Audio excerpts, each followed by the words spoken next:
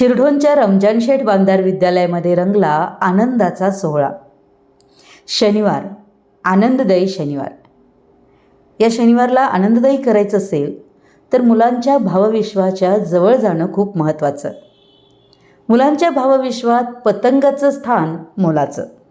हा पतंग बनवणं, त्यासोबत आकाशात मनासोबत भरारी घेणं मुलांसाठी खूप आनंद देणारं आणि मुलींच्या आनंदात भर घालते ती मेहंदी.